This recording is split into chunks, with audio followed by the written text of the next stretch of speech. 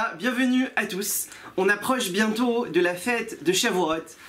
Les sages, ils nous disent dans les Pirkei Avot, Perek Gimel, Chavivin Israël, Shenitan Lahem, Keli Chemda, Shebo Nivra Ha'olam. Ils sont bien aimés, ils sont aimés et chéris aux yeux d'Hachem, leur âme Israël, qui leur a été donné un ustensile avec lequel le monde a été créé. Maintenant c'est Chag HaShavuot, on va recevoir la Torah. Et les sages, ils nous disent, Akadosh Baruch Hu, il a voulu nous montrer à quel point il nous aime, à quel point il nous chérit, à quel point on est précieux à ses yeux. Et c'est pour ça qu'il nous a donné la Torah. Parce que la Torah, c'est ce qu'il y a de plus précieux. Et la Torah, elle a précédé le monde. Comme la Gemara, elle dit dans Masechet Psachim, Daf Nun Dalet, qu'avant que le monde soit créé, la Torah, elle était déjà là. La Torah, c'est le plan sur lequel Akadosh Baruch Hu, il regardait la Torah, et il créait le monde en fonction de ce qu'il y avait écrit dans la Torah. Et il faut savoir que tout le but de l'humanité, le but de la création du monde, de chaque chose qui a été créée, que ce soit en haut ou en bas, c'est pour permettre le service et l'étude de la Torah. C'est le but, il faut savoir. Il faut savoir que tout ce qu'il y a dans ce monde, c'est pour permettre au final d'arriver au but ultime de la création du monde, l'étude de la Torah. On comprend. Et la Mishnah dans les Pirkei Avot continue. Chiba yetera nodarat lahem. Un plus grand amour a été su, que Hachem il a fait connaître au Ham Israël, shenitan lahem keli chemda, shebo nivra olam, qui leur a donné l'ustensile précieux avec lequel le monde il a été créé. Et c'est quoi le savoir en plus qu'Hachem il a donné, l'amour en plus qu'il nous a donné, c'est qu'il nous a dit le cadeau qu'il nous a fait. La Gemara, elle dit dans Masechet Shabbat Daf Yud que lorsque quelqu'un il donne un cadeau à quelqu'un d'autre, il faut lui dire déjà que tu lui as donné le cadeau, comme ça il est reconnaissant et ça augmente l'amour au sein de Ham Israël. Mais surtout, il faut lui expliquer c'est quoi le cadeau. Si je te donne un livre et je te dis voilà c'est un livre, bon bah merci beaucoup, tu m'as offert un livre, c'est gentil. Mais si maintenant je te dis que ce livre, à partir de lui, le monde a été créé. Et si tu étudies ce livre, tu sauras comment le monde y fonctionne, tu sauras quel est ton but sur Terre, tu sauras qui est ton créateur, comment tu as été créé. Alors là, je dis, waouh, c'est pas n'importe quel livre, vraiment, je te remercie beaucoup, tu m'as donné un livre extraordinaire. Alors Hachem, il nous a fait savoir, il nous a dit, sachez que cette Torah que je vous donne, c'est pas rien, c'est pas un livre simple. Là-dedans, il y a tout, tout est dedans. Ha-forba ve-ha-forba, des coups là-bas. Tu peux la retourner, tout est dans la Torah. Et c'est pour ça que nos sages, ils nous disent que Akadosh Baruch Hu, il nous a fait savoir le niveau suprême qu'elle a la Torah. Pour qu'on sache que c'était pas évident du tout, c'était pas une évidence qu'on reçoive la Torah. Et quand même, on l'a reçue. Et c'est ce qu'elle dit la Gemara dans Masechet Shabbat, Daf Pechet. Là-bas, elle raconte que chez Allah Moshe Lamarom, lorsque Moshe Rabbeinu il est monté en haut pour recevoir la Torah, alors là-bas, il y avait les anges, les Malaché Hacharet, les anges de service. Ils ont dit, mais c'est qui celui-là? C'est qui le fils d'une femme qui est né d'une femme qui a un corps physique, matériel? Il vient ici faire quoi? Prendre la Torah qui est l'objet le plus précieux, l'objet le plus spirituel. Il vient le prendre. Alors qu'est-ce qu'il vient faire? Alors Moshe Rabbeinu il leur dit, je suis venu prendre la Torah. Alors tout de suite ils se tournent vers Kadosh Baruch Hu, ils disent, mais il y a quelque chose qui va pas, qu'est-ce qui se passe? Cette Torah-là, que tu as sauté, c'est-à-dire que ça fait déjà 974 générations qu'elle doit venir uniquement par la suite, et lui va venir la prendre. Ça veut dire quoi? Alors déjà, hein, c'est quoi cette question où ils lui disent qu'est-ce que tu viens faire ici, comment tu voudrais prendre la Torah? Et Moshe Rabbeinu il leur dit ouais je viens prendre la Torah. Ben, c'est ce qu'on te demande.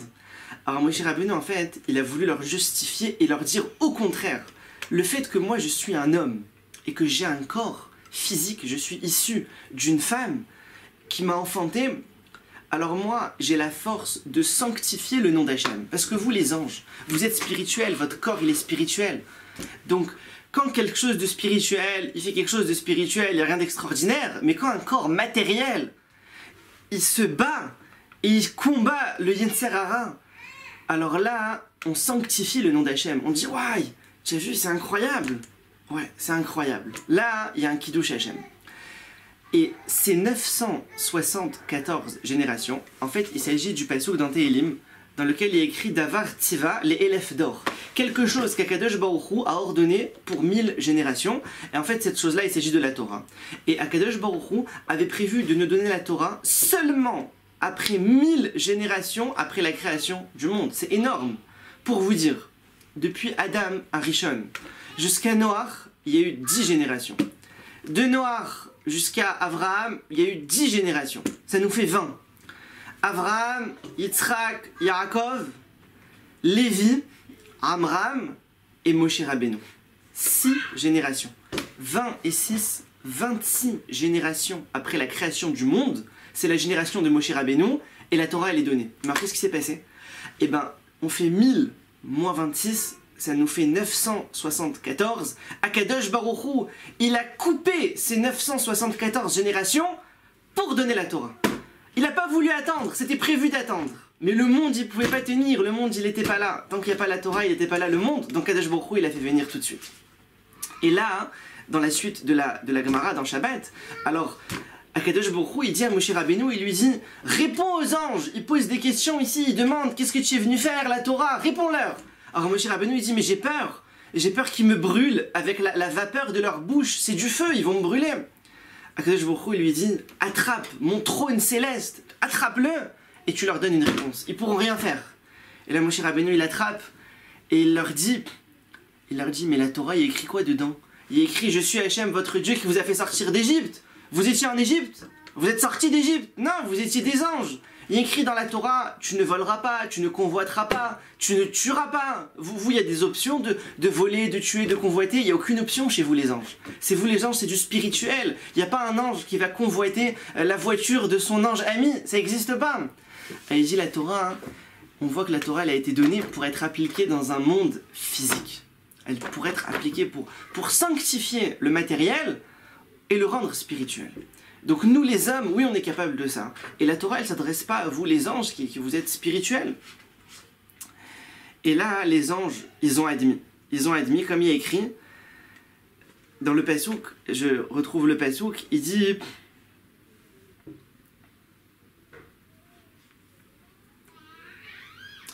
Ma adir shimcha bechol haaretz. Ils ont dit c'est vrai Akadosh Baruch Hu, ton nom, il est énorme sur toute la terre. On a admis, la Torah, tu vas la donner sur terre, il n'y a pas de problème. Et là, quand on analyse un petit peu les mots, le langage du Talmud, de la Gemara dans Shabbat, Pechet, il y a écrit Kesharala Moshe Lamarom. Lorsque Moshe Rabbeinu, il est monté, et pourtant la Gemara dit dans Maseret Souka d'Avrim, mais en Olam, que jamais Moshe Rabbeinu et Léo Navi sont montés en haut, au ciel. Alors, c'est-à-dire quoi, il est monté ou il n'est pas monté? Alors en fait, il est monté. Mais il est monté de manière spirituelle. Ça veut dire, pour expliquer cette Gemara dans Souka, c'est que Moshe Rabbeinu s'est élevé, il s'est purifié, il s'est sanctifié à un tel point que son corps, il est monté en quelque sorte, il est devenu comme dans le monde des âmes. Et il arrive là-bas, et donc il n'avait plus besoin de manger. 40 jours, 40 nuits. C'est pas qu'il y avait besoin, mais qu'il se retenait. C'est qu'il n'y avait même plus besoin. C'est que son corps, il est devenu comme une âme en fait. Comme une âme. Et c'est ça que Moshe Rabbeinu, il est monté au ciel. Et il n'avait pas besoin de nourriture, même pas la nourriture qu'ils avaient d'Or Dera. D'Or Dera, c'est la génération de la connaissance, c'est la génération de Moshe Rabbeinu. On les appelle d'Or Dera, ils ont reçu la Torah. Et ben eux, ils avaient quand même un besoin de la manne. Et la manne, on sait que c'est un aliment qui est presque spirituel. La manne, il y a écrit que c'est ce qu'ils mangent les anges. La manne, c'est quelque chose qui pénètre le corps, on la mange, mais il n'y a aucun rejet. Pas besoin d'aller aux toilettes. 40 ans dans le désert, pas besoin d'aller aux toilettes. Là, ils croyaient eux-mêmes, ils croyaient qu'ils allaient exploser à un moment donné. Ils y croyaient pas. Mais la manne, c'est comme ça, c'est spirituel. Elle est imprégnée dans le corps. Il n'y a pas de mauvais. Il n'y a pas de mauvais à rejeter.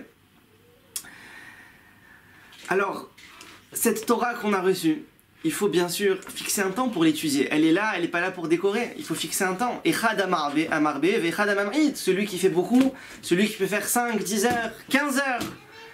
Et echad amamrit, et même celui qui fait 5 minutes.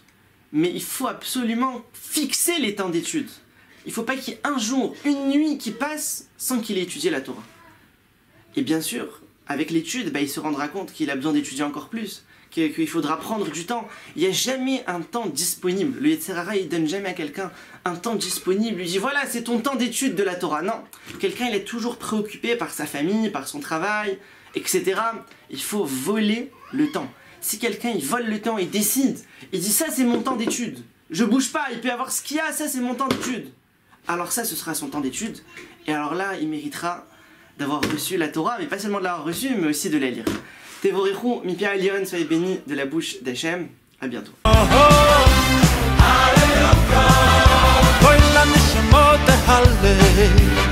la nishmot halle